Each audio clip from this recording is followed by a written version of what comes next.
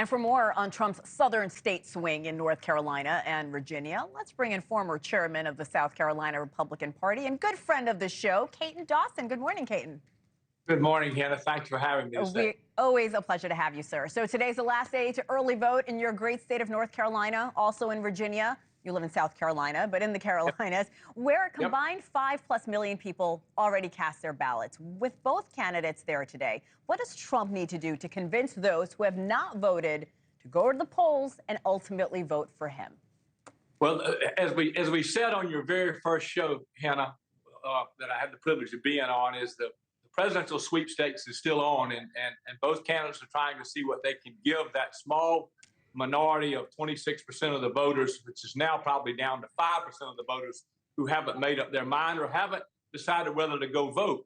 So this is the get out the vote process of making people aware who sometimes are unlikely voters but have the ability to vote.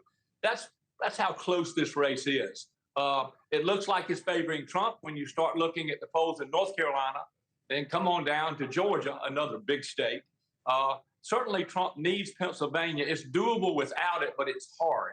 North Carolina, he's got to win that state.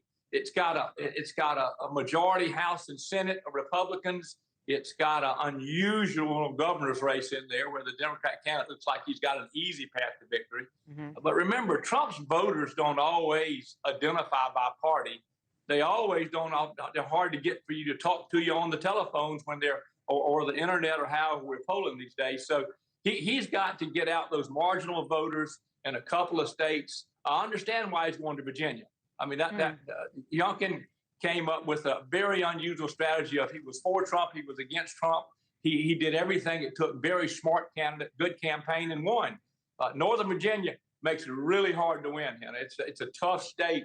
The last person to win New Mexico and Virginia was George W. Bush 43. Those are hard states to win.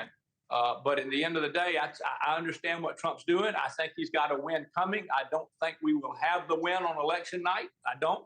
There are over 50 lawsuits that have been filed.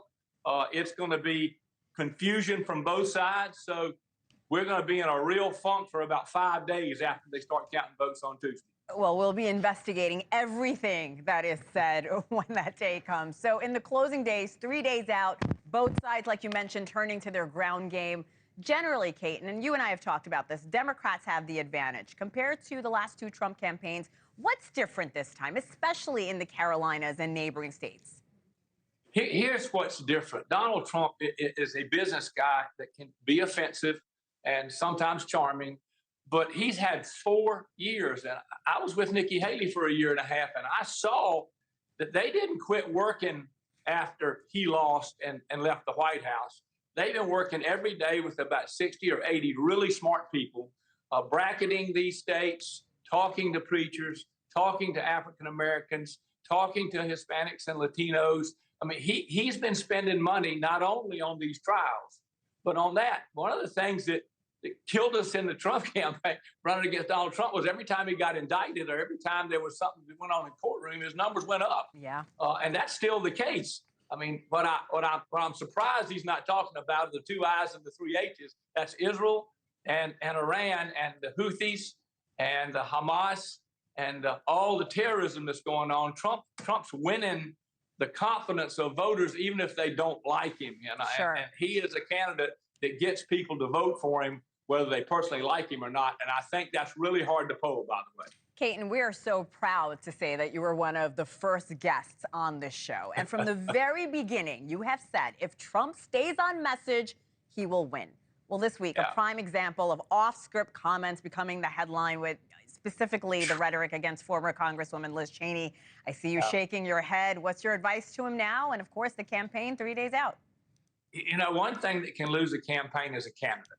That's one thing. And I don't think it's enough time now to do any damage. And I don't think it's enough time to do a whole lot of good. I think the cake's baked. It was going to be a close election, Hena, when we first talked about it. The country's 50-50. There's 26% in the middle. They're all fighting for it. I don't know what heals the country.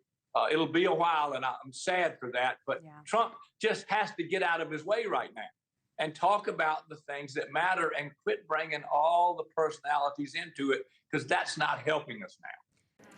Thanks for watching. Go to joinnn.com to find NewsNation on your television provider. And don't forget to click the red subscribe button below to get more of NewsNation's fact-driven, unbiased coverage.